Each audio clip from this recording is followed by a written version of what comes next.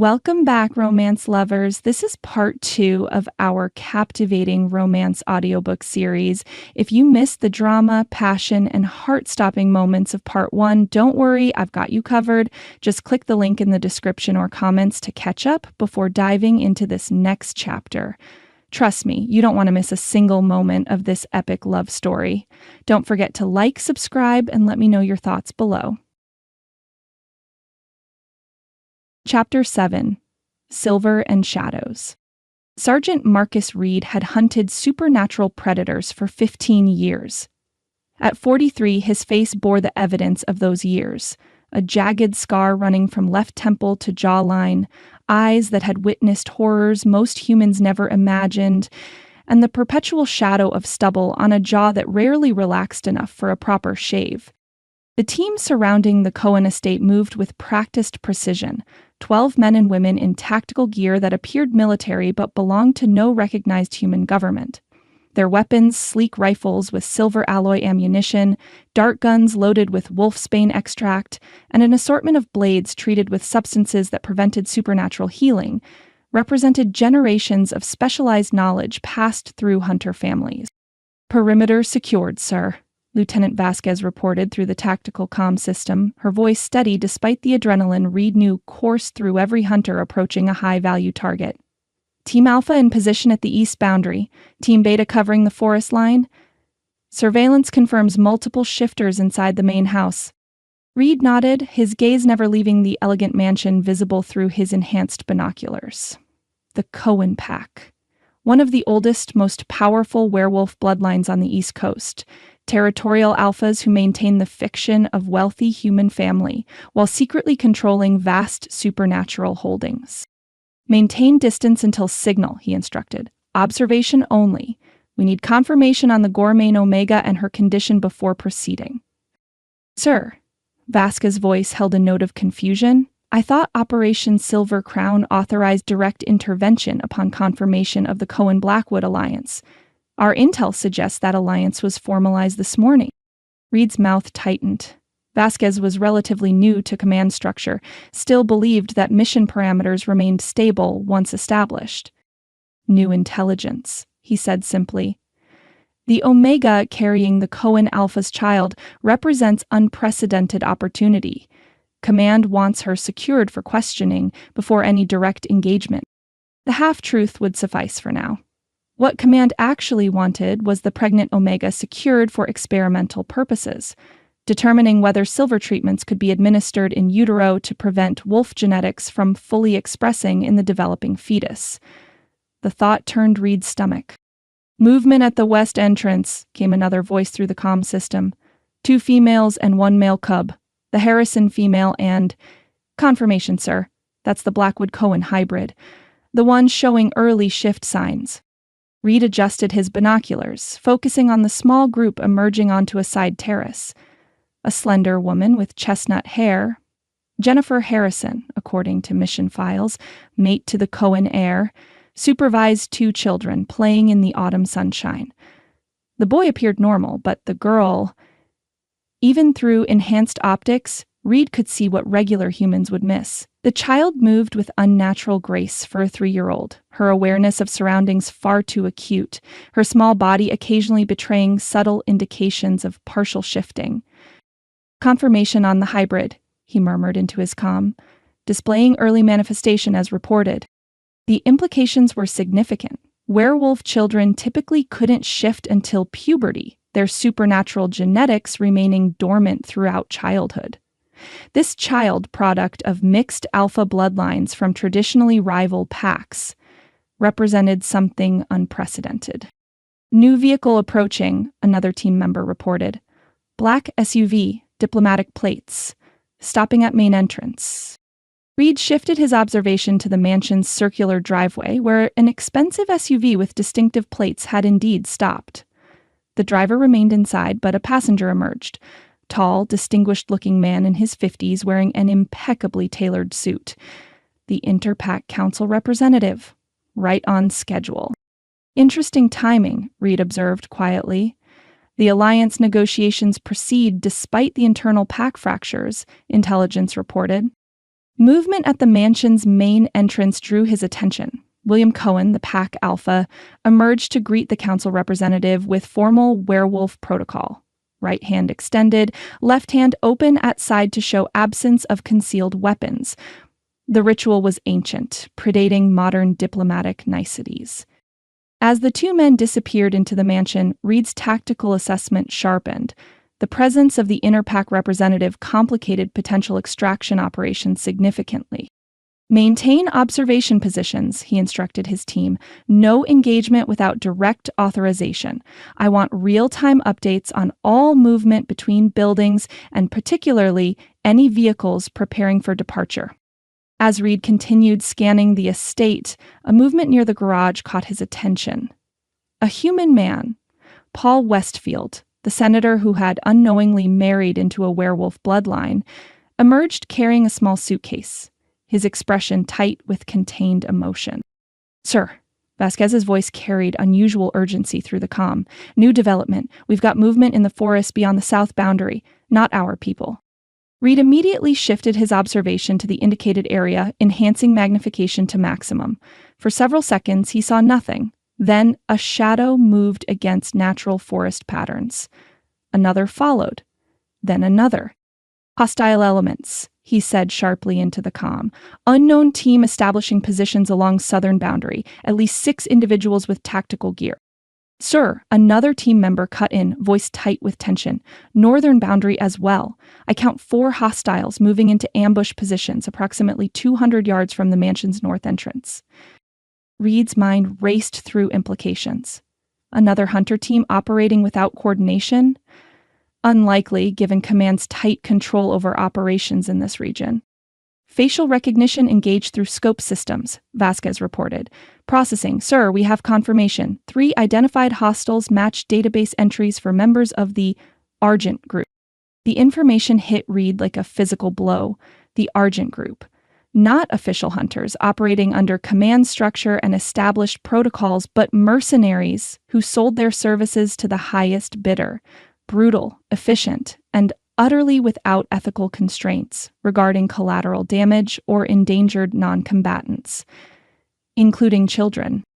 "Change of mission parameters," Reed said, decision crystallizing with cold clarity. "All teams prepare for potential defensive engagement. The Argent Group has established attack positions around the estate." "Sir?" Vasquez sounded confused. "Defensive engagement? Our mission never included allowing mercenary elements to slaughter supernatural civilians, including children," Reed interrupted sharply. "Whatever command's objectives regarding the Omega and hybrid child, they won't be achieved if the Argent Group turns this estate into a bloodbath." The direction represented significant deviation from established protocols. Reed knew his career likely wouldn't survive this decision, but some lines couldn't be crossed even in service to hunter objectives. "And someone," Reed added grimly, "intercept the senator before he walks into potential crossfire." Paul walked toward his waiting car with the peculiar detachment that follows emotional overwhelm. His goodbye to Tyler had been both heartbreaking and reassuring. The boy concerned about his departure, but accepting Paul's explanation that grown-up things required his attention in Washington for a few days. Now, alone in the crisp autumn air, the full weight of the past 24 hours threatened to crush him. Werewolves.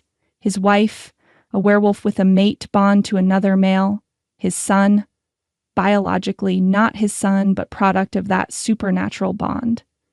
A hidden daughter with accelerated abilities. Senator Westfield. The voice, male, authoritative, unfamiliar, snapped Paul from his introspection. A man had emerged from the tree line to his right, moving with military precision despite civilian clothing. "My name is Sergeant Marcus Reed," the man continued, stopping at a respectful distance.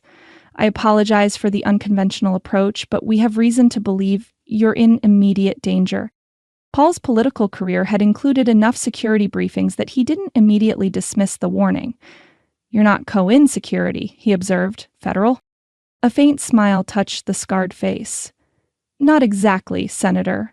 I represent an organization tasked with monitoring and containing supernatural threats to human safety and security." The blunt acknowledgement of supernatural elements confirmed this was no ordinary security operation. Whatever organization this man represented, they clearly knew about the Cohen family's true nature. "You've been watching the estate," Paul surmised. "For how long?" "Long enough to know you've had quite an illuminating 24 hours, Reed replied with grim understanding, "and long enough to recognize that the current situation is deteriorating toward potential violence that may place you and your son at risk." The mention of Tyler sharpened Paul's focus instantly. What kind of violence? From whom? Reed glanced toward the forest line, his posture suggesting awareness of factors beyond Paul's perception. "A mercenary group known as the Argent Organization has established attack positions around the estate perimeter. Their standard operational procedure involves silver-based weapons designed to kill werewolves, with little concern for distinguishing between combatants and civilians." The clinical description sent ice through Paul's veins. "Tyler's still inside. And Diana?" "I know," Reed interrupted, his tone softening slightly. "I have a team working to disrupt their approach vectors, but the situation is volatile. The mercenaries appear to be awaiting some signal or trigger event before initiating their attack." Paul's political training had included crisis management, but nothing had prepared him for processing potential paramilitary attack on supernatural beings, including his son. "Why tell me?" he managed. "What do you want from me?" "Two things," Reed answered with military efficiency. "First, don't leave the estate yet. Your scheduled departure might actually trigger their attack timeline. Second, consider allowing my team to extract you and your son to a secure location while this situation is resolved." The second request immediately raised Paul's suspicions. Extract us? Away from the Cohen family. To where exactly? Reed's expression remained professional, but something shifted in his eyes, a flicker of what might have been respect. "To a secure facility where we can provide detailed briefing on the supernatural world you've been thrust into," he said carefully, "including options for protecting your son's welfare during his developmental years before shifting begins."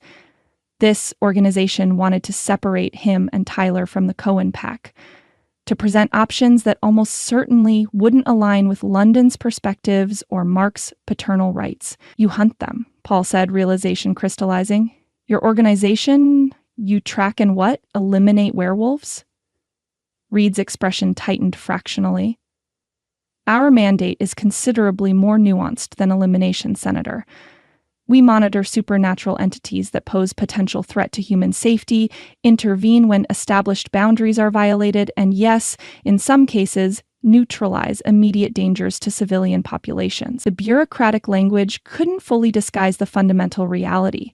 This man represented an organization that viewed London's family, Tyler's family, as potential threats requiring containment or elimination. The realization should have aligned with Paul's own sense of betrayal regarding London's deceptions.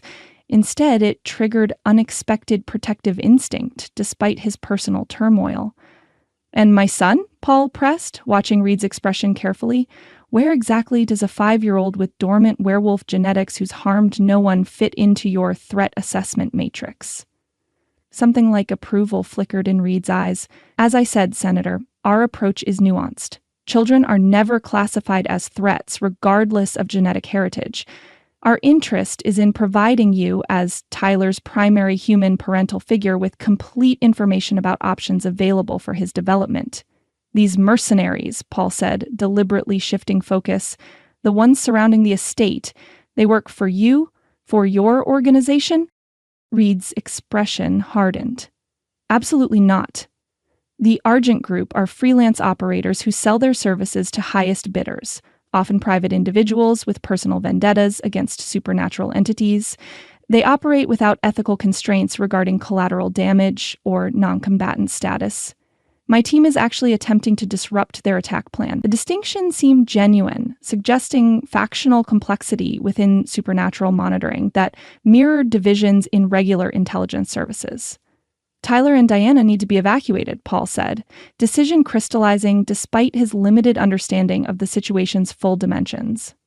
If these mercenaries truly don't distinguish between adults and children, That's why I approached you, Reed confirmed. My team can create secure extraction corridor for both children if you can facilitate their movement to northeast section of the estate grounds within next 30 minutes. But we need someone inside the mansion to coordinate this without creating panic that might trigger premature Argent engagement. And the rest of the family? Paul asked, testing Reed's objectives. London, Mark, the others inside. A flicker of calculation crossed Reed's scarred features. Will provide tactical warning about Argent positions. Adult werewolves have significant defensive capabilities when properly alerted to threats. Our priority remains minimizing casualties, particularly among non-combatants. Before Paul could respond, Reed's head tilted slightly, hand moving to ear in gesture that suggested concealed communication device. His expression hardened instantly. Change of plans, he said, sudden urgency replacing measured negotiation. Argent team is mobilizing. Something's triggered their timeline. His gaze snapped to the mansion, then back to Paul. Get back inside, now. Warn the pack about armed hostiles on the perimeter. Tell them silver ammunition and wolfsbane. The abrupt shift caught Paul off guard. I thought you wanted... What I want is to prevent children from being caught in crossfire. Reed cut him off, already backing toward the tree line. My team will engage Argent forces to disrupt their assault pattern.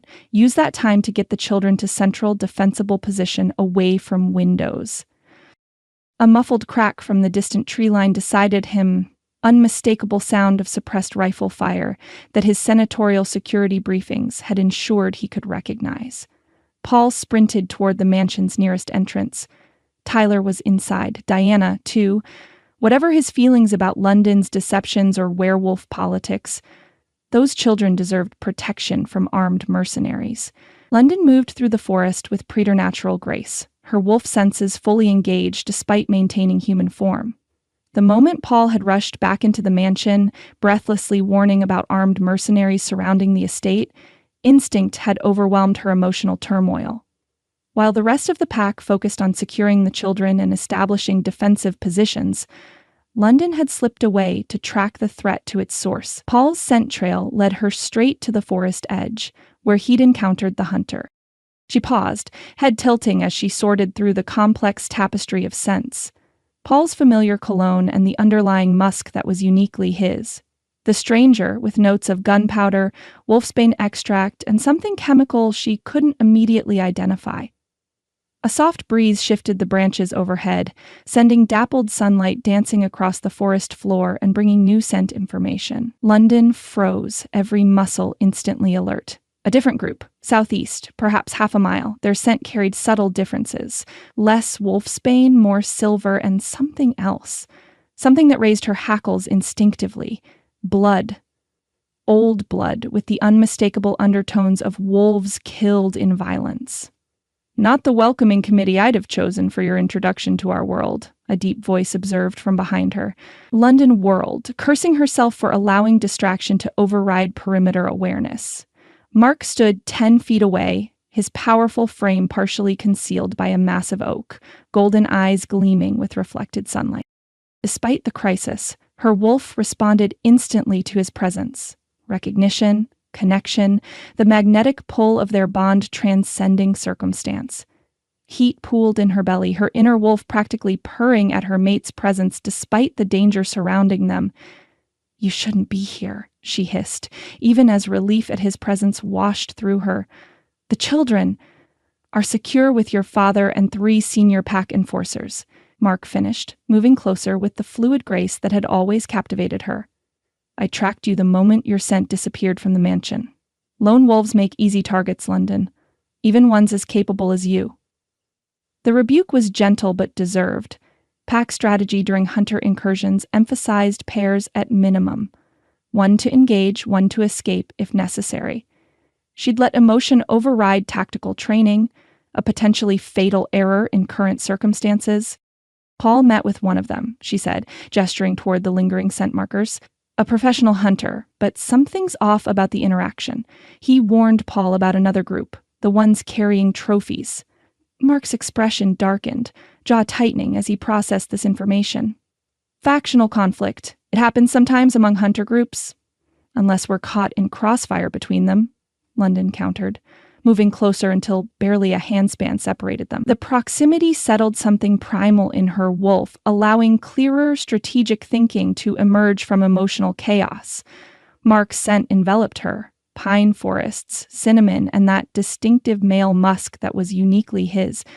Her inner wolf whined in pleasure at their closeness despite the circumstances. Paul came back to warn us rather than leaving with the hunter, she continued. That means something. It means he cares about Tyler's safety regardless of personal feelings about our world, Mark acknowledged, surprising her with his fair assessment. His golden eyes softened as they studied her face. He's a good man, London. I've always sensed that in him, even when jealousy burned through me. The admission stunned her. Jealous? You? A rueful smile touched Mark's lips, transforming his warrior's face into something heartbreakingly beautiful. Of course. He had what should have been mine, you, our son, a daily life shared. His hand reached up to tuck a strand of hair behind her ear, the gentle touch sending electricity down her spine. But hate him? Never. He's loved our son, protected him, given him stability while I couldn't. London's heart swelled with unexpected emotion. This fierce, powerful alpha wolf capable of ripping enemies apart with his bare hands possessed a soul more generous than she'd ever fully appreciated. How do you do that? She whispered, leaning into his touch. Do what? His thumb traced the curve of her cheek, golden eyes intent on her face. See so clearly. Find compassion where most would harbor resentment. Mark's expression grew serious, his hand cupping her face fully now. Because I've never forgotten what matters, London. Family. Pack. The future our children represent. His other arm slipped around her waist, drawing her against the solid wall of his chest. Petty jealousies and territorial posturing mean nothing compared to keeping what's precious safe. London felt herself melting into him, her body recognizing its mate even as her mind raced with tactical assessments. This was why their bond transcended physical attraction or political advantage. Mark's soul complemented hers, fierce yet compassionate, tactical yet intuitive. A sudden crash echoed through the forest, distant but distinctive. Gunfire. We need to get back, Mark said, instantly alert to change tactical situation. If they've initiated direct engagement, London was already moving, wolf-enhanced speed carrying her through underbrush with silent efficiency. Mark kept pace easily, the two of them flowing through the woodland like shadows, communicating through subtle gestures and scent markers rather than words. They paused at forest edge, surveying the mansion grounds from concealed position. Security personnel had established defensive perimeter. William's experienced pack enforcers coordinating with Mark's Blackwood guards who had arrived with the diplomatic envoy. There, London murmured, indicating movement near the eastern garden where Chad stood with Jennifer and 3 security wolves. Even from this distance, London could read her brother's aggressive posture, the barely contained rage in his stance as he gestured toward the forest line. As they watched, Paul emerged from the side entrance, moving with surprising confidence given the tactical situation. He approached Chad directly, posture suggesting negotiation rather than confrontation, despite their antagonistic history. London focused her enhanced hearing, catching fragments of their conversation. Inside team says they're targeting the Omega specifically, Paul was saying. His political skills evident in his controlled urgency, something about experimental protocols for the pregnancy. Chad's response was lost beneath sudden wind gust, but his body language shifted dramatically. Rage redirected from pack defensive strategy to external threat with laser focus. Sophia, London breathed, understanding clicking into place. The hunters want Sophia and her unborn child. That's their primary objective. Mark's expression darkened to dangerous intensity. Experimentation on pregnant Omegas represents violation of every pack law and hunter ethical code officially recognized by international monitoring bodies. Which explains the hunter factions in conflict, London concluded, pieces aligning with chilling clarity.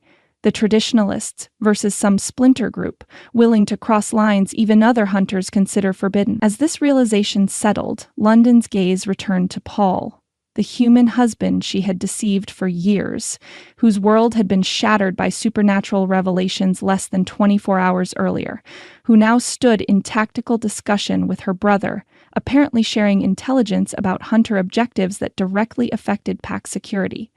"He chose," she whispered, emotion momentarily overriding strategic assessment. Despite everything, the deception, the mate bond, Diana's existence, he chose to help us, rather than joining forces with hunters who could have offered him extraction with Tyler.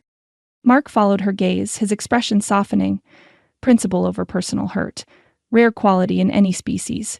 His hand found hers, warm and solid in the momentary stillness before inevitable conflict.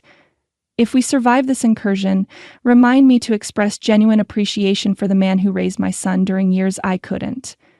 The simple acknowledgement, recognizing Paul's value without territorial posturing or resentment, touched London deeply. Mark pulled her against him suddenly, his mouth capturing hers in a kiss that stole her breath, fierce, possessive, yet achingly tender. "What was that for?" she gasped when he released her. Mark's eyes blazed with golden fire. "Because I love you. Because life is precious and fragile. Because I've waited 5 years to have you fully as mine, and I've refused to wait another minute to tell you exactly what you mean to me." Before London could respond, howls erupted from the western perimeter, the distinctive sound of wolves engaging direct threat rather than warning of potential danger. London's head snapped toward the sound, heart racing. "That's the nursery wing," she gasped, already moving. "Tyler and Diana." Mark matched her pace instantly, both of them abandoning stealth for pure speed as they raced toward the western side of the mansion where their children had been secured with supposedly impenetrable defenses. As they rounded the mansion's corner, the tactical situation came into horrifying focus. 3 black-clad figures had breached the nursery wing's ground floor entrance, while pack security engaged at least 7 others in furious combat. London's wolf surged toward the surface, partial transformation rippling through her before conscious decision as maternal instinct overwhelmed tactical restraint. Mark similarly began to shift beside her, his massive frame bulking with supernatural muscle. Whatever happened next, whatever complex political fallout or personal reckonings awaited, one truth remained absolute. These hunters had targeted their children, had penetrated sacred pack sanctuary where cubs were protected by most fundamental supernatural law. As London and Mark charged toward the embattled nursery wing, a single thought crystallized with perfect clarity in London's mind. They would protect their family, no matter the cost. And when this was over, if they survived, they would build something new, something stronger, not divided between human and supernatural worlds, but bridging them with love, honesty, and respect.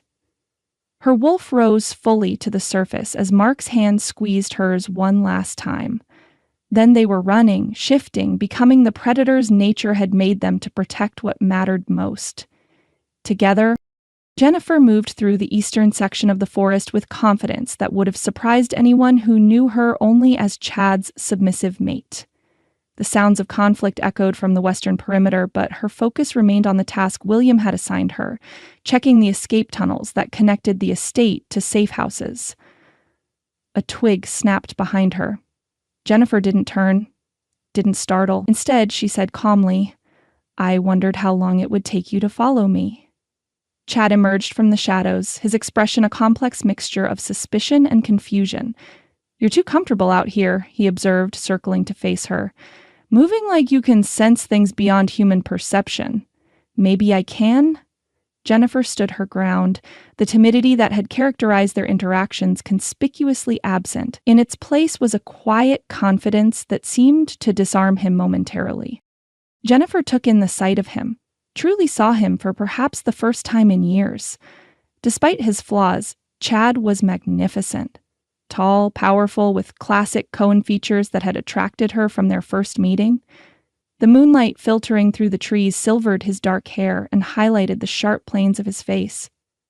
"What game are you playing?" Chad demanded, frustration bleeding through his attempt at intimidation. "First the revelation about my medical condition, then your sudden confidence with my father, now this..." He gestured at her stance, the way she held herself. "This isn't the mate I've known for 5 years. No, Jennifer agreed, meeting his gaze directly. It's the mate you never bothered to know. A growl rumbled in Chad's chest, his eyes flashing gold with reflexive dominance display. To his visible shock, Jennifer didn't flinch or drop her gaze in automatic submission. Instead, she smiled, a small, knowing expression that contained years of carefully guarded secrets. Your dominance displays don't work on me, Chad. They never did. She took a step closer, invading his personal space with unprecedented boldness. I played the role your ego needed because the alliance between our packs was necessary. But I've never been the helpless human female you believed you married. Chad's nostrils flared as he inhaled sharply, trying to sort through her scent markers with growing confusion. You smell different. Like pack, but not pack. Like quarter wolf, Jennifer finished for him. My grandmother was full werewolf, the genetics diluted through generations of human marriage, leaving me unable to shift, but with enough enhanced senses to recognize what you are, what you've always been. The revelation struck Chad with physical force, his body actually rocking back slightly as pieces clicked into place. You knew, before our arranged mating, you knew what I was. Of course I knew, Jennifer confirmed, a hint of impatience coloring her tone. Did you think my father would mate his daughter to a wolf without her knowledge? The Harrison line has been strategically interbreeding with werewolves for generations, maintaining just enough supernatural genetics to navigate pack politics without triggering hunter attention.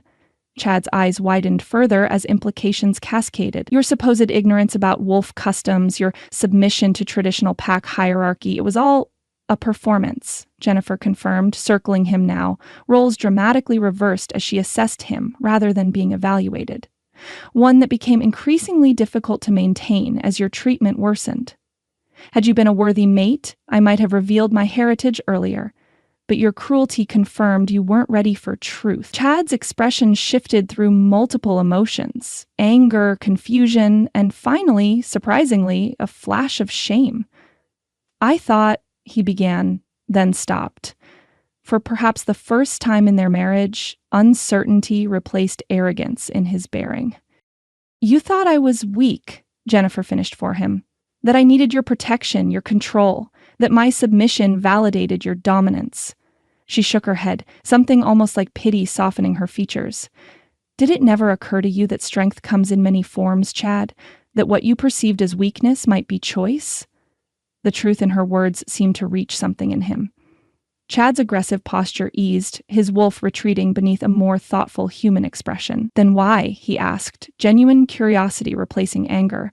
Why maintain the deception for 5 years? Why endure my treatment when you could have revealed yourself? Jennifer's expression softened unexpectedly. Because I saw something in you worth waiting for, she said, her voice gentle now. Beneath the arrogance and cruelty, I glimpsed a wolf capable of growth, of evolution.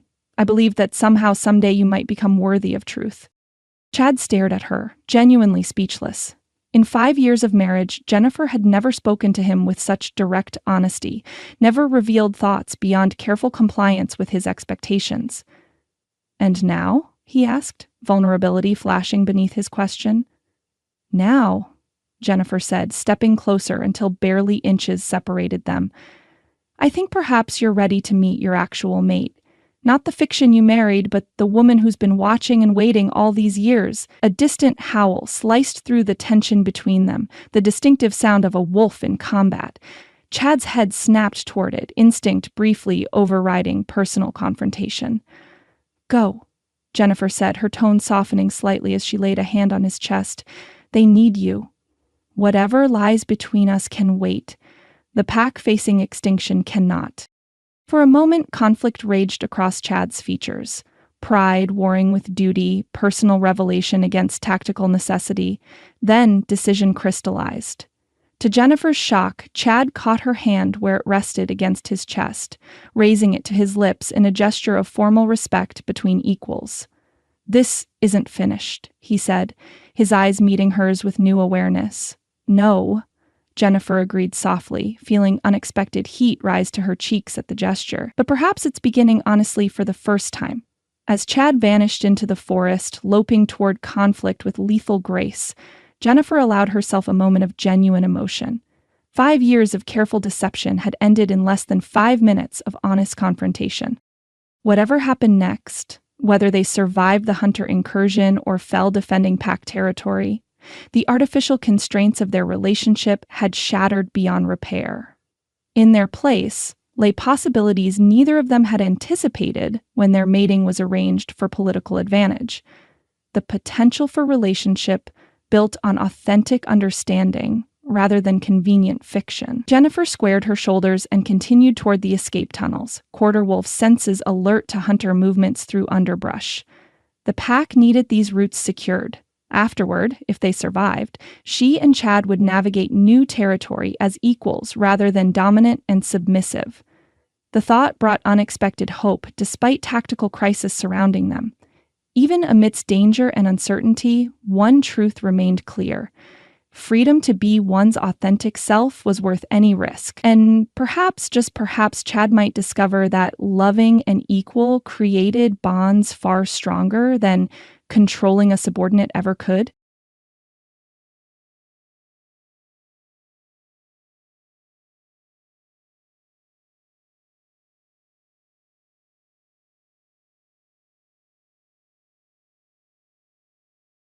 Chapter 8. The Alpha's Choice. William Cohen stood at the tall windows of his study, his powerful frame rigid with tension as he surveyed the grounds of his estate. To the untrained eye, everything appeared normal. Manicured lawns bathed in morning sunlight, staff moving with practiced efficiency. But William's enhanced senses detected what humans couldn't. His security personnel weren't conducting routine patrols. They were establishing defensive positions, communicating through subtle gestures and soft growls that only pack members would recognize. Hunters, on his territory. During what should have been a historic day for the Cohen pack, a soft knock at the door preceded Eleanor's entrance. Despite the crisis, she looked impeccable in a tailored navy dress that highlighted her still striking figure. After 35 years as his mate, she could read his mood instantly. "The Harrington delegation just called from their car," she said, moving to stand beside him. "They'll be here in 15 minutes. Michael says they can't reschedule. The board members flew in specifically for this meeting." William's jaw tightened.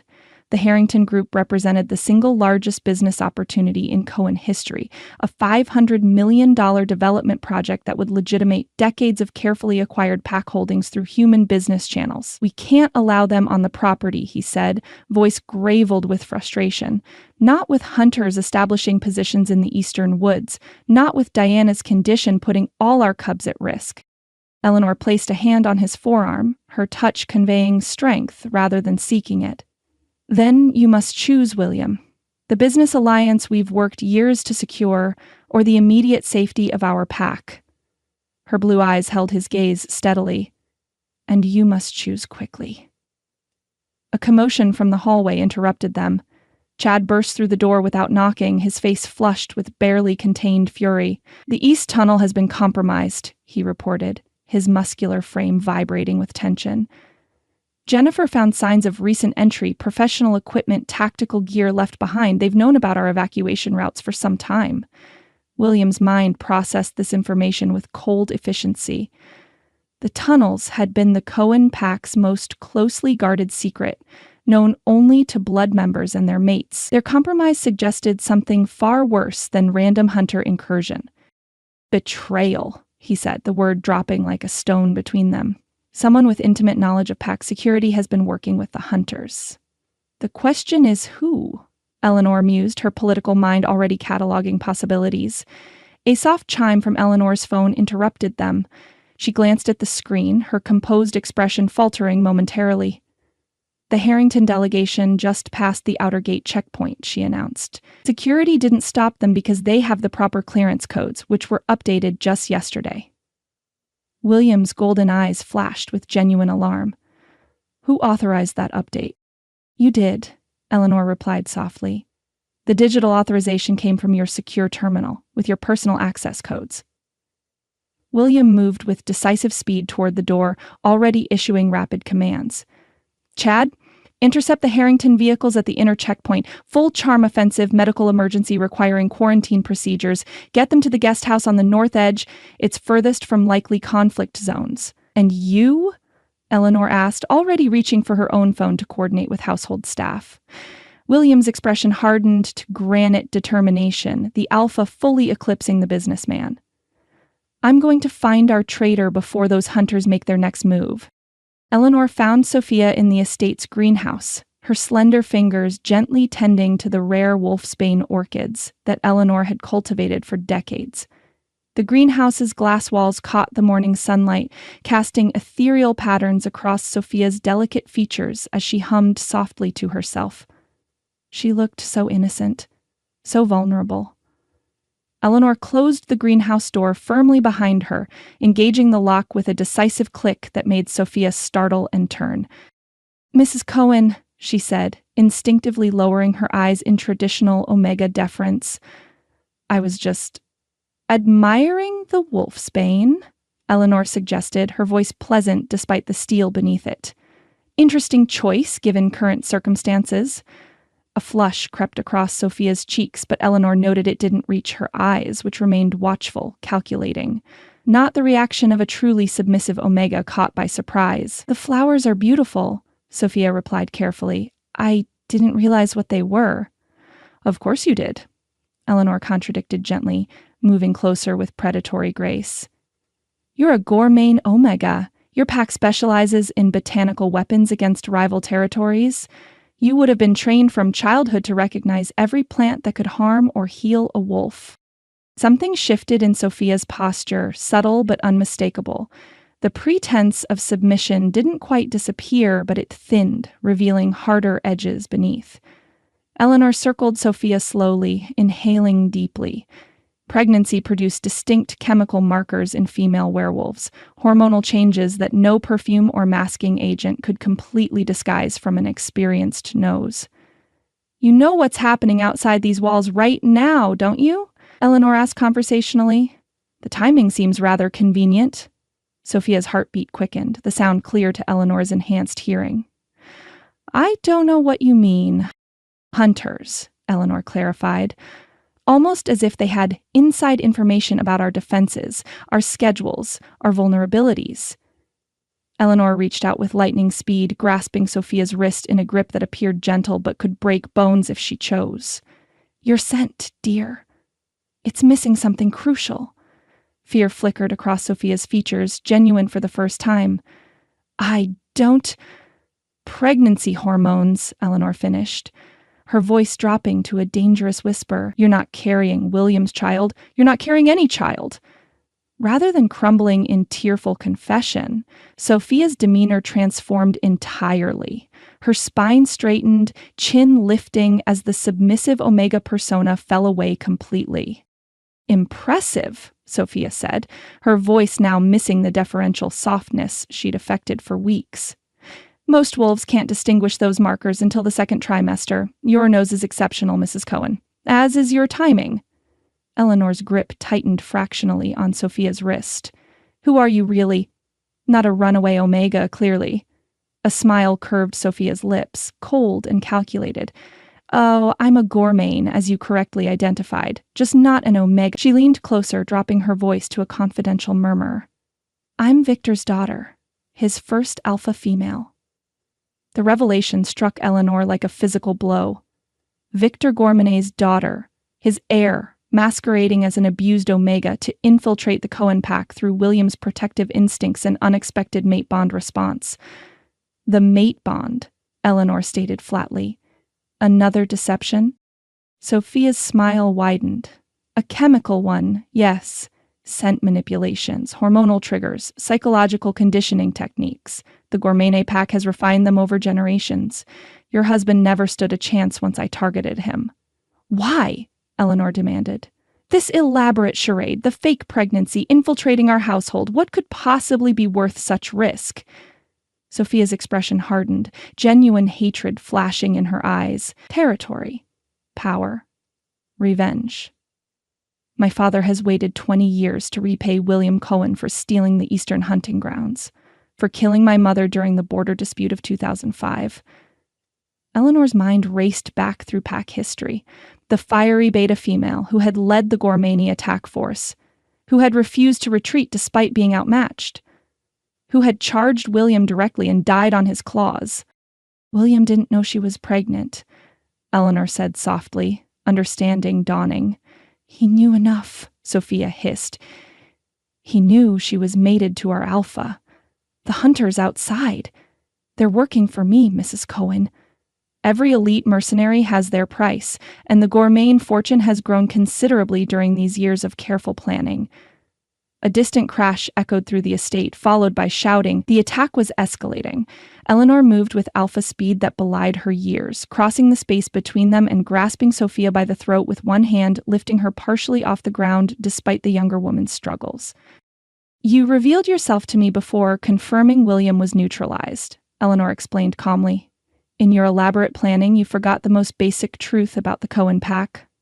Sophia clawed at Eleanor's grip, eyes widening as breathing became difficult. Which is? Eleanor leaned close, her refined appearance contrasting with the lethal promise in her voice. William may be our alpha, but I am the one who has protected this family from shadows for 3 decades, the quiet enforcer while my mate handled public battles. With surgical precision, Eleanor's free hand struck a complex nerve cluster at the base of Sophia's skull, not killing her but rendering her instantly unconscious. London ran through the forest, her heart hammering against her ribs as gunfire echoed in the distance. The hunters had breached the inner perimeter faster than anyone had anticipated. William had ordered all non-combatants to the secure room beneath the main house, but London couldn't comply, not when Tyler had been in the West Wing with Diana when the attack began. A familiar scent stopped her mid-stride, blood and silver, a combination that sent ice through her veins. Wolf blood tainted with silver poisoning. Mark's blood.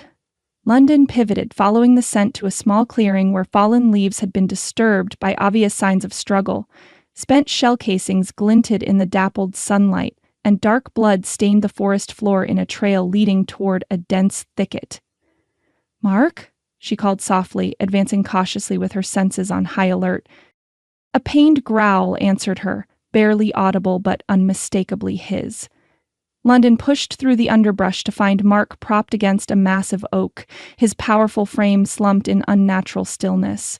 Blood soaked his left side, the sickly sweet smell of silver poisoning emanating from the wound. London! His voice emerged as a rasp, golden eyes dulled with pain but lighting with undisguised relief at the sight of her. The children! Safe, she assured him, dropping to her knees beside him and examining the wound with gentle fingers. Ethan got them to the secure room. Tyler was asking for you. A smile flickered across Mark's face before pain twisted his features again. London carefully peeled back the shredded remains of his shirt, revealing an ugly wound that glistened with unnatural silver sheen, a hunter's blade specially designed to deposit silver particles that would prevent werewolf healing and slowly poison the victim. How bad? Mark asked, his voice stronger as he fought through the pain. Bad enough, London replied honestly, her medical training taking over as she assessed the damage. Silver toxicity is spreading. You need extraction and treatment within the hour, or... She couldn't finish the sentence, her throat suddenly tight. Mark's hand closed over hers, his grip still powerful despite his condition. Then leave me. Get back to the children. To your human. The mention of Paul sent conflicting emotions crashing through London. Her mate bond with Mark pulsed between them, amplified by crisis and proximity. The primal urge to protect her wounded mate battled with her need to reach her children. I'm not leaving you to die, London said firmly, tearing strips from her silk blouse to create a temporary bandage. That's not an option. Mark watched her work, his golden eyes reflecting complex emotions. Still stubborn, he murmured, a hint of his usual confidence returning. One of many reasons the moon chose us for each other. London's hands faltered momentarily. Mark. I know, he interrupted, understanding in his gaze. Complicated. Human husband. Pack politics. Territorial disputes. None of that changes what exists between us, London. what has always, as if to emphasize his point, he reached up to touch her cheek, leaving a smear of blood across her skin. The contact sent electricity arcing through her system, the mate bond responding with instinctive recognition that transcended rational thought or political convenience. "We need to move," London said, deliberately focusing on immediate survival rather than the emotional tempest his touch had triggered. "There's a secondary medical cache in the groundskeeper's cottage, 200 yards south. Can you walk with support?" Mark nodded grimly, shifting to prepare for the effort required. London positioned herself under his uninjured side, wrapping her arm around his waist as he draped his arm across her shoulder. Together they stood, his massive frame dwarfing her slender one despite her supernatural strength. "The silver slows me," he admitted, frustration evident in his labored breathing. "Makes me too human." "Lean on me," London instructed, taking more of his weight as they began moving through the forest. "That's what mates do, remember? Support each other when one is weakened." The words slipped out before she could censor them, too natural to suppress in this moment of crisis. Mark's sharp glance told her he'd caught both the sentiment and her momentary vulnerability. They moved slowly through the underbrush while maintaining awareness of potential hunter positions. London's enhanced senses remained on high alert, cataloging each snapped twig or shifted leaf around them. "Paul knew," Mark said suddenly, breaking the tense silence between them. "About the hunters. He had advance warning, tried to recruit him against us, offered extraction with Tyler. He chose to warn the pack instead." The information settled in London's chest like a weight, both warming and painful. Paul's decency made her situation even more complicated. She had expected anger when he discovered her deception. Instead, he had chosen to protect her family at risk to himself. "He's a good man," Mark acknowledged, watching her expressions closely despite his pain. "Better than I would have been in his position." London met his gaze, surprised by the genuine respect in his voice. "Yes, he is." "But he's not your mate," Mark added softly, the simple truth hanging between them. "Never has been, never will be." Before London could respond, the distinct crack of a rifle split the air. Mark reacted with supernatural speed despite his injury, throwing his body over hers as they crashed to the forest floor. The bullet whizzed overhead, embedding in a tree trunk with a distinctive silver gleam. "Sniper," Mark growled, his protective instincts overriding personal injury. "Northwest position, approximately 200 yards. London shifted beneath him, her own wolf rising in response to immediate threat. "We need cover. The cottage is still 100 yards south." Mark rolled to the side, grimacing as the movement tore at his wound. Fresh blood soaked through the makeshift bandage, the silver taint now visible as unnatural streaks spreading beneath his skin. "Go," he urged, his voice taking on the alpha command that she'd always found both irritating and compelling. "Get to the children. I'll create a diversion." London stared at him in disbelief. "You can barely stand. What kind of diversion could you possibly—" Her words died as Mark's body began to shift despite the silver poisoning. Bones cracked and reformed, muscle rippled and bulked, dark fur erupting across his skin as he forced a transformation that should have been impossible with silver in his system. "Mark, stop," London hissed, recognizing the catastrophic damage he was inflicting on himself. Shifting with silver poisoning could kill even the strongest alpha. The conflicting biological processes tearing the body apart from within. But he was beyond hearing. The massive black wolf that now stood beside her was clearly in agony, golden eyes bright with pain and determination as he gathered his remaining strength. "Damn you," London whispered, tears stinging her eyes as she understood his intent.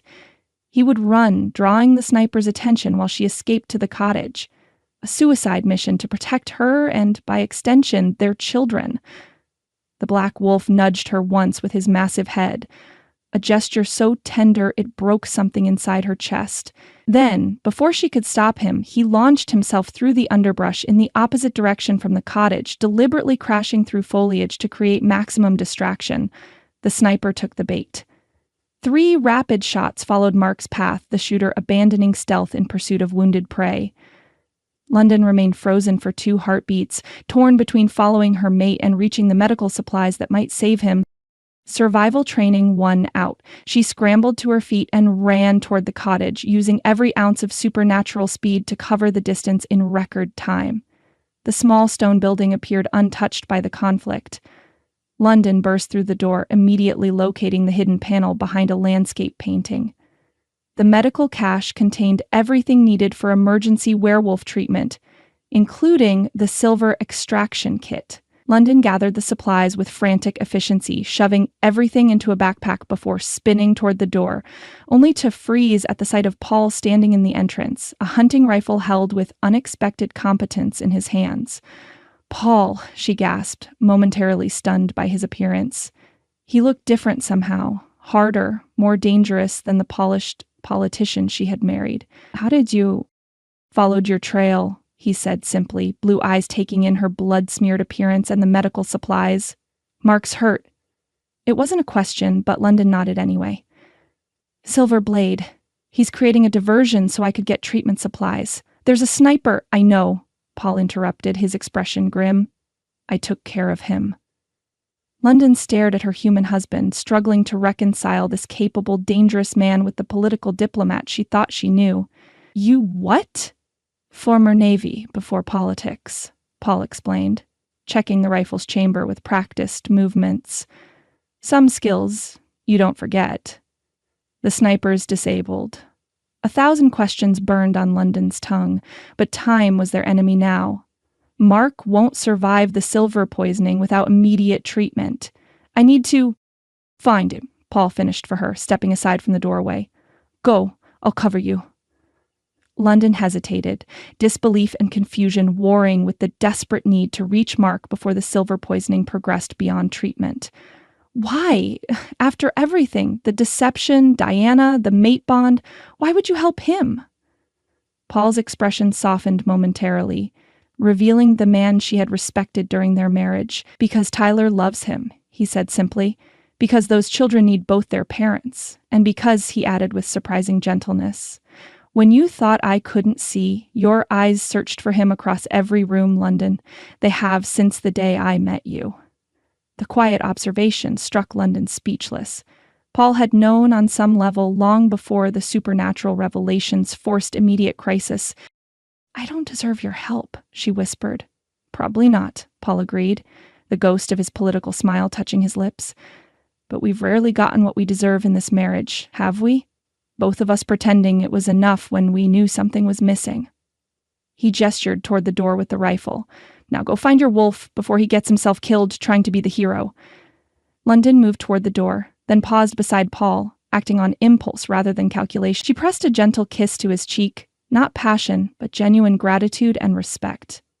"Thank you," she murmured, pulling back to meet his eyes. "For being a better man than either of us deserved." Paul nodded once, emotion briefly visible before he masked it behind tactical focus. "I'll clear a path to the north section. Get Mark to the extraction point by the old well. Ethan's coordinating evacuation from there." London shouldered the medical backpack and stepped through the doorway, her wolf senses already seeking Mark's trail in the forest beyond.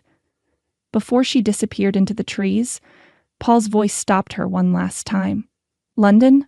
She turned, catching something unexpected in his expression, a certain peace beneath the tension of immediate danger. "When this is over," he said quietly, "I want you to be happy, truly happy, not compromised happiness. Both of you deserve that much, at least." The northern watchtower stood silent amid chaos, its stone walls providing temporary shelter as fighting raged across the estate grounds. Chad paced the circular room like a caged predator, muscles bunched beneath his torn shirt, dried blood caking the side of his face from a hunter's grazing shot. "Would you stop pacing?" Ethan sighed from where he sat cross-legged on the floor, methodically checking the silver-resistant combat blades laid out before him. "You're making me dizzy, and we need clear heads if we're going to coordinate the northern defense," Chad snarled, not bothering to hide elongated canines. "We should be out there fighting, not hiding in this damn tower while hunters infiltrate our territory."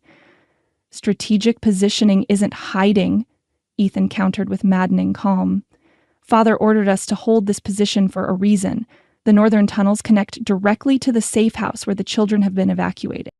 I don't need tactical explanations from a wolf who spends most of his time running from pack responsibilities, Chad snapped, turning to face his younger brother with barely contained fury.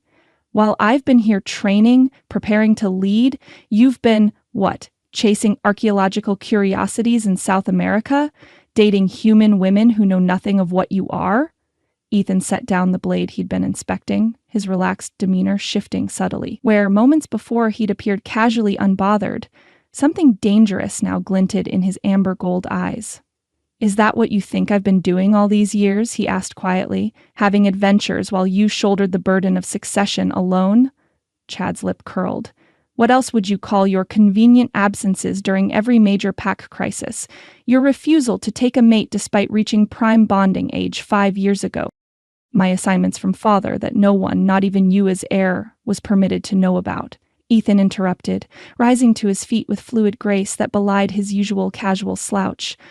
My infiltration of hunter organizations across 3 continents, my tracking of weapons smugglers bringing silver-enhanced ammunition into territories where it could threaten not just our pack, but every supernatural community in the region. Chad stared at his brother, momentary confusion breaking through his anger.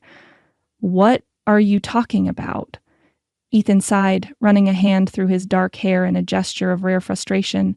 Did you ever wonder why hunter incursions on Cohen territory dropped by 60% over the past decade, while every other major pack faced increasing attacks?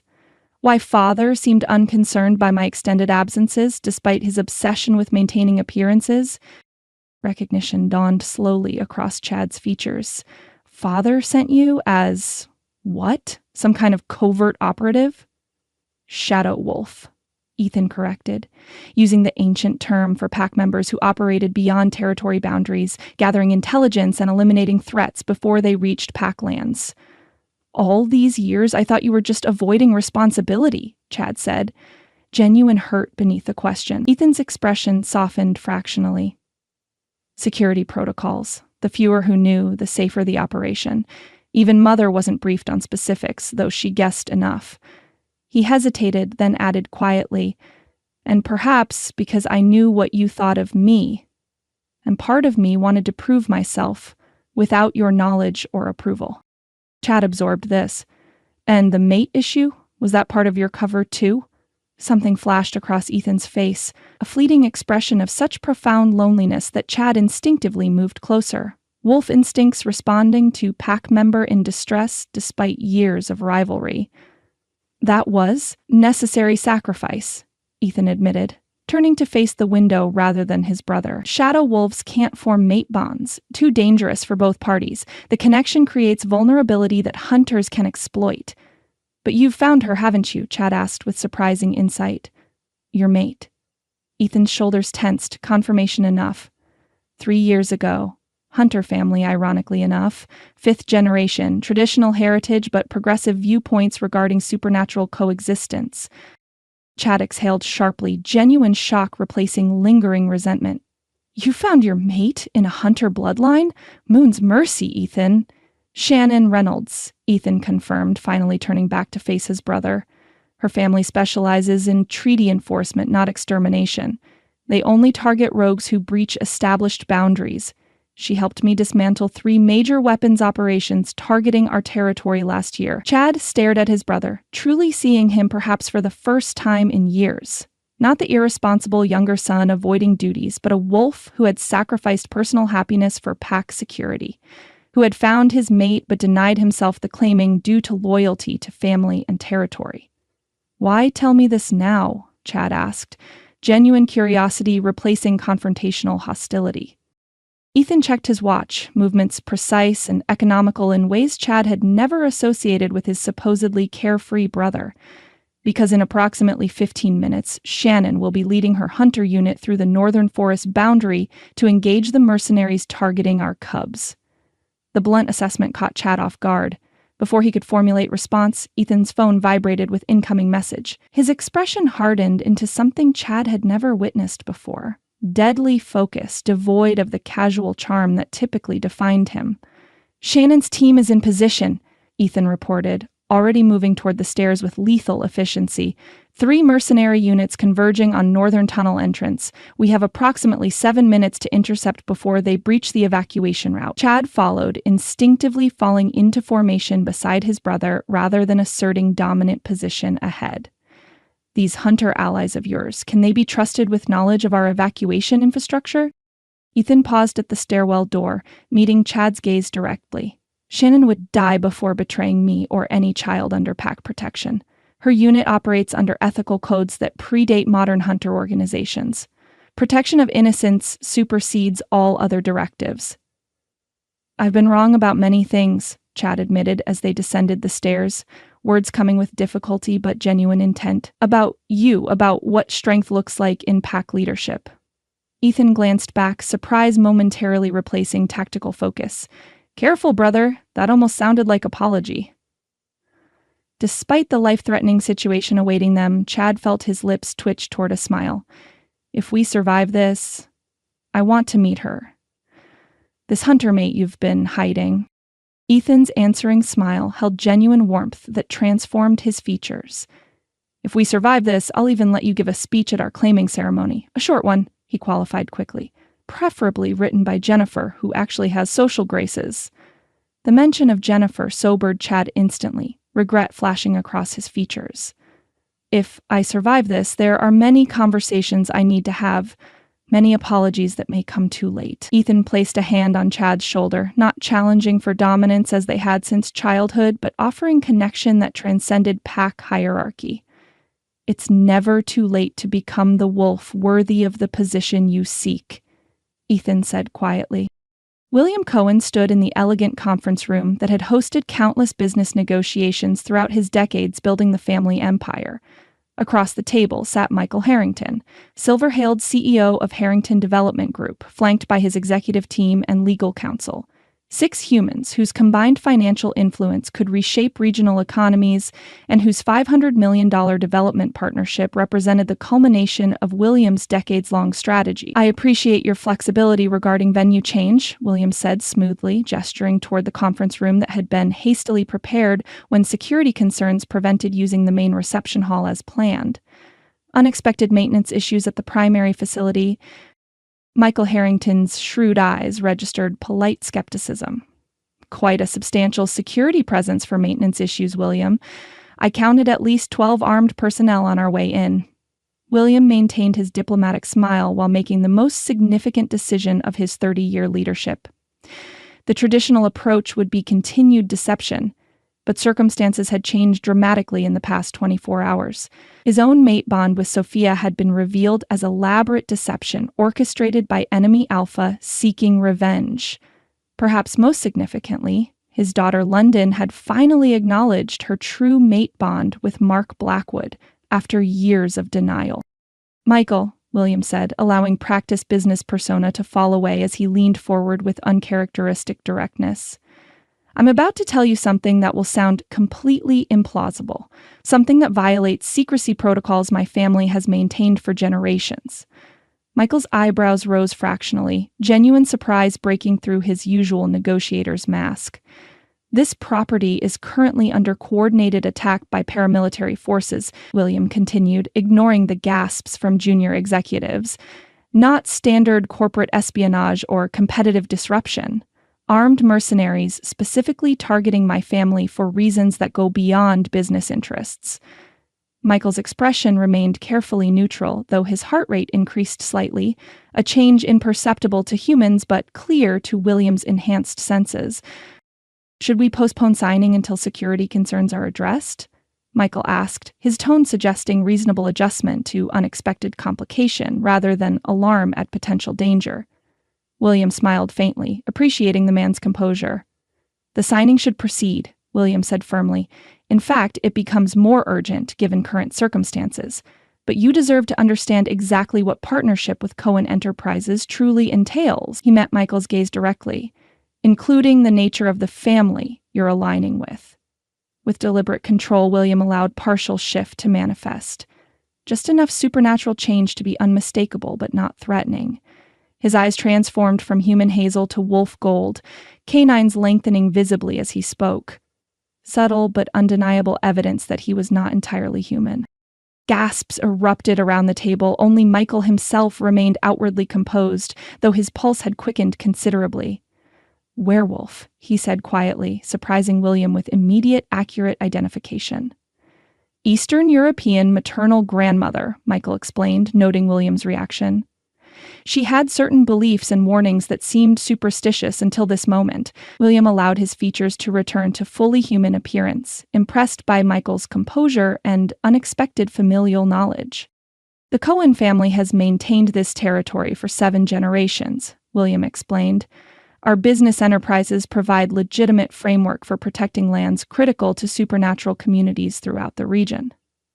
Michael leaned back in his chair, studying William with new appreciation. "You're taking extraordinary risk sharing this information.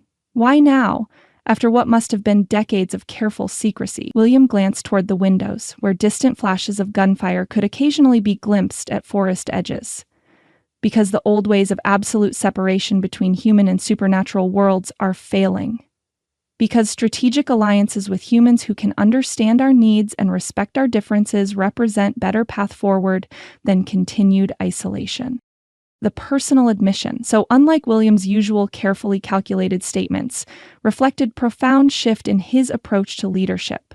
London's courage in acknowledging her true mate despite political complications. Ethan's years of sacrifice while building bridges between traditionally opposed communities.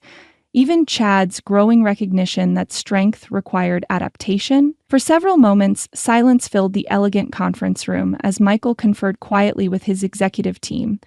William waited, aware that centuries of supernatural governance policy hung on this human's response. Finally, Michael turned back to William. "My grandmother told stories of a pact her village made with the local werewolf pack in the old country. Protection in exchange for territory, respect. She claimed it saved the village during 3 wars and countless hardships." His lips curved slightly. "I always thought they were bedtime stories designed to make a scared child feel safer in a dangerous world." Michael's gaze sharpened. "The mercenaries attacking your property, they're targeting your family specifically, including children?" "Yes," William confirmed, surprised by the sudden protective fury that flashed across the businessman's face. Michael stood abruptly, startling his team. "Then we sign immediately and activate the security provisions in Section 23. He turned to William. "Section 23 authorizes immediate deployment of Harrington Group's private security forces for property protection once partnership is established. 300 highly trained operatives with military backgrounds, currently on standby at our corporate headquarters 20 miles from here." Understanding dawned across William's features. Human reinforcements. Significant numbers that could turn the tide against the mercenary forces currently threatening Pac territory. "You would commit your security personnel to this situation?" William asked, momentarily taken aback by the unexpected offer. Michael's expression hardened with surprising ferocity for a human businessman. "My company has never and will never partner with anyone who targets children for any reason. Corporate ethics aside," he added with grim determination, "I have 7 grandchildren of my own. The line is absolute."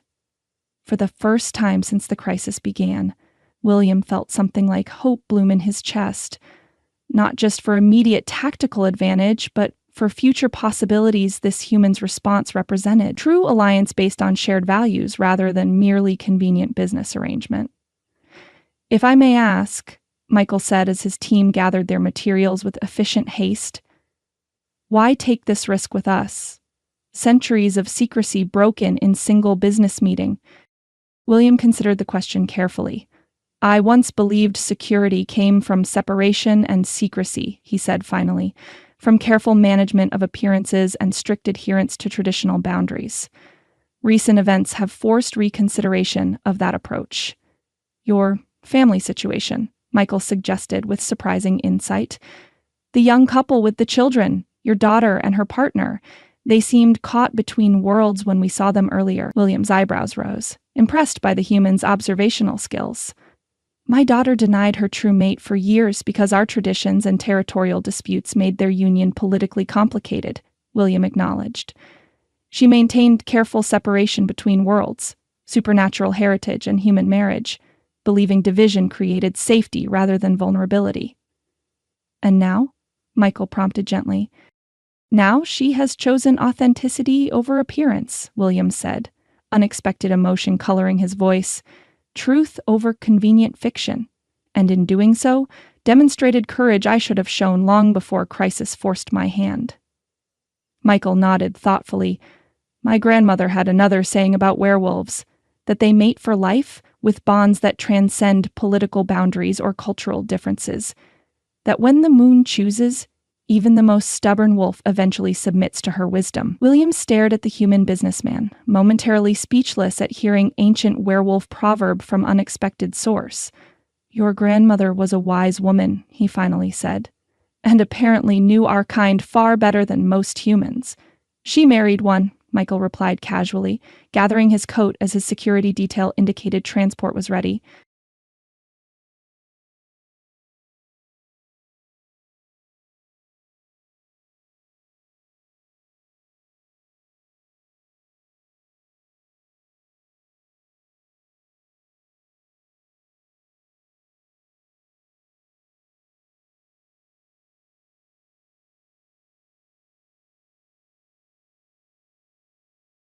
Chapter 9.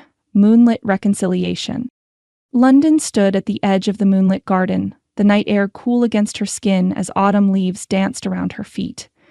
The massive oak tree that had witnessed 7 generations of Cohen Pack ceremonies spread its branches overhead, creating dappled patterns of silver light across the flagstone path. Behind her, the mansion hummed with activity as Pack members implemented the revolutionary council structure her father had proposed. Ahead, the forest beckoned with a primal call that spoke to her wolf, now stronger than ever as the full moon's power neared its peak. I thought I might find you here. Paul's voice came steady from the garden path. He approached with measured confidence, though something had shifted in his bearing since the Hunter crisis. An awareness of supernatural realities that had integrated into his understanding rather than remaining mere intellectual acknowledgement. The oak was always my thinking spot, London admitted, turning to face the man who had been her husband for 7 years. Even as a child, when Pack politics became overwhelming, I'd escape here. Paul smiled, the expression holding genuine warmth despite everything. And they don't come much more complicated than this, do they? The simple understanding in his voice, free from bitterness, touched London deeply. This was Paul's true strength, she realized. Not political power or strategic acumen, but fundamental decency that transcended personal hurt when principles required a greater perspective. I spoke with William, Paul continued, stopping a respectful distance away. The council position he's offered, human liaison between the supernatural community and political world. It's important work. Work I could do effectively, I think. You'd be perfect for it, London agreed sincerely. Your political experience, your integrity, your ability to navigate complex situations without losing sight of underlying principles. Exactly what's needed as boundaries between worlds become increasingly permeable. Before London could say more, another presence made itself known. Not through sound or sight, but through the indescribable pull that had haunted her for 5 years despite all attempts to deny its power. Mark emerged from the forest edge, his powerful frame silhouetted against darkened trees. He remained at a distance, making no attempt to approach or interrupt, simply acknowledging his presence while giving London space. The contrast between the two men struck London with painful clarity. Paul dignified, contained, his emotions carefully managed beneath political polish. Mark's powerful, elemental, his connection to primal nature evident in every line of his body, despite maintaining human form out of respect for the conversation unfolding before him. Her husband, her mate. The impossible choice that wasn't really a choice at all, but recognition of truth her wolf had always known. You never loved me, Paul said quietly. No accusation in his voice, simply acknowledgement of reality. Not the way you love him. London flinched slightly, instinctive denial rising to her lips before honesty reasserted itself. I loved you, she corrected gently, just not the way mate bond demands. Not with the soul-deep recognition that transcends rational choice. Paul nodded. I felt it. Not consciously, perhaps, but some part of me always sensed the reservation at your core, the piece of yourself held separate despite genuine effort to build something meaningful between us. I'm sorry, she whispered. You deserved a complete partner, not a divided half of someone always torn between worlds. Paul's smile held surprising gentleness. Perhaps, but I received a gift many would never experience. 7 years with an extraordinary woman who expanded my understanding of reality beyond anything I could have imagined. A son I love beyond biology or supernatural considerations. He glanced toward Mark. An opportunity to witness a connection that defies conventional understanding, a bond that persevered despite political obstacles that would have destroyed lesser connections. London stared at him, genuinely shocked by a perspective that transformed betrayal into opportunity. How can you be so accepting after everything you've learned, everything I concealed? Paul considered this, diplomatic mask falling away. When I was with Reed, watching him calculate Diana's value as an experimental subject rather than a child deserving protection, I recognized a fundamental truth beyond supernatural revelations or personal betrayal. He gestured toward the mansion where their children slept. Some principles transcend species designation or personal hurt. Protection of innocent children, respect for bonds that exist beyond rational explanation. What happens now? She asked, the question encompassing enormous complexity. Their legal marriage, Tyler's custody, Diana's acceptance, pack politics. Paul's eyes moved beyond her to where Mark stood, silent acknowledgement passing between the men who might have been bitter rivals. Now you follow your heart, he said simply. Not duty or obligation or political convenience, but the truth your wolf has always recognized. And Tyler has 4 parents who love him beyond biology or supernatural considerations, Paul replied without hesitation. Mark as biological father whose connection deserves recognition after years of separation. Me as the father who raised him and whose commitment remains unchanged. You as mother. And Diana's mother through connection that makes them siblings. The comprehensive perspective, focusing on children's welfare rather than adult claims, demonstrated exactly why Paul had been an essential part of Tyler's life, regardless of biological connection. Paul reached into his pocket and withdrew his wedding band, the silver gleaming in moonlight. Follow your heart, he said simply, placing it in her palm with gentle finality. Build something authentic for yourself and children who deserve parents united in purpose rather than divided by political necessity. London closed her fingers around the cool metal, emotions too complex for simple categorization. Thank you, she whispered, for everything you've been to Tyler, to me, for integrity that transcends species designation. Paul smiled. Save some of that gratitude for the council meetings. I suspect human supernatural diplomacy will require considerable patience on all sides. The gentle humor offered a bridge between complicated past and potential future. London found herself smiling in return, grateful beyond words for the dignity with which this man had faced supernatural revelations that had shattered his reality. Paul stepped back. I'll check on Tyler, he said, practical focus providing natural conclusion to their conversation. The council meeting starts in an hour. With that, he turned and walked back toward the mansion, shoulders straight despite the emotional weight London knew such an exit must require.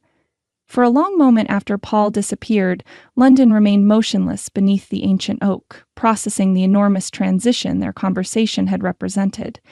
Then, drawing a deep breath that filled her lungs with autumn air, she turned toward the forest edge, where Mark waited. He's an extraordinary man, Mark observed quietly as London approached, facing supernatural revelations with dignity few humans could maintain. Yes, London agreed simply. No need for pretense between true mates. He deserves happiness beyond a politically arranged marriage that could never provide true completion. Mark said nothing, allowing space for complex emotions despite the supernatural certainty their mate bond provided. This was the essence of what made him her perfect match.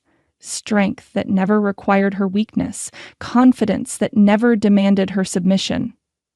Diana asks for you constantly, London said, focusing on their daughter. She's finally sleeping through the night without transforming accidentally. Tyler's presence seems to stabilize her abilities somehow, sibling connection providing an anchor her accelerated development previously lacked. Mark's expression softened at mention of their children, paternal tenderness transforming his warrior features. They belong together, he said quietly. As we always have, despite circumstances forcing separation, neither natural connection nor supernatural bond ever truly accepted as permanent.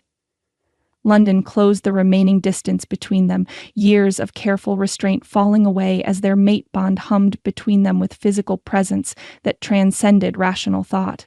Mark remained perfectly still, allowing her to determine the parameters of their reconnection despite the obvious effort such restraint required from an alpha wolf whose every instinct demanded immediate reclaiming after years of forced separation. "I'm sorry," London whispered, "for denying what my wolf always knew despite political complications, for the years you lost with Tyler, for Diana having to hide, for everything my fear cost us." Mark's powerful hands cupped her face with gentleness that belied his warrior strength, his touch reverent despite the 5 years of desperate hunger that had built within both their wolves. "No apologies necessary between true mates," he murmured, golden eyes holding hers with emotion that transcended mere passion. "You did what circumstances required to protect everyone involved. Tyler, your human husband, both our packs. Your intentions were never selfish. Even when political necessity created pain neither of us deserved." The understanding, so different from resentment, reminded London why the moon had chosen Mark as her perfect match. His strength had never required her submission to feel validated. "What happens now?" she asked, the question encompassing their relationship, the children's future, pack politics, everything. Mark's hands remained gentle against her face, thumbs brushing her cheekbones with tenderness that balanced the passionate connection humming between them. "Now we build something authentic," he said, "for ourselves, for our children, for packs that deserve genuine alliance rather than artificial boundaries maintained through political fiction." "Together," London agreed, the simple word containing a lifetime commitment beyond mere verbal declaration. Their mate bond required no external validation, their connection established through forces older than pack politics despite human complications temporarily forcing separation. Mark's answering smile transformed his warrior features, golden eyes warming with emotion that balanced the passionate intensity naturally existing between them. "Together," he confirmed, the word carrying weight beyond simple syllables. As if acknowledging the pivotal moment, the full moon emerged from cloud cover that had temporarily obscured its radiance. Silver light bathed them in ethereal glow that spoke to their supernatural heritage, blessing a reunion that forces older than human politics had always ordained. When Mark finally lowered his head to capture her lips with his, the kiss contained perfect balance of tenderness and passion, restraint and hunger, patience and need that defined the connection between true mates whose reunion transcended mere physical attraction. London's arms wrapped around his neck as his encircled her waist, their bodies fitting together with familiar rightness no amount of separation could diminish or political complication could permanently deny. The ancient oak spread protective branches above them as forest creatures stirred in unconscious response to the supernatural energy their reunion generated. Within the mansion, pack members and human allies continued implementing the revolutionary council structure that would forever change their governance. But here, in this moment between civilization and wilderness, London and Mark reaffirmed a connection that forces older than pack politics or territorial disputes had ordained, despite human complications temporarily forcing denial. The wolf moon watched from above, silent witness to a reunion it had blessed. London didn't need supernatural confirmation to recognize the significance of the moment unfolding beneath the ancient oak. Some choices changed everything that followed.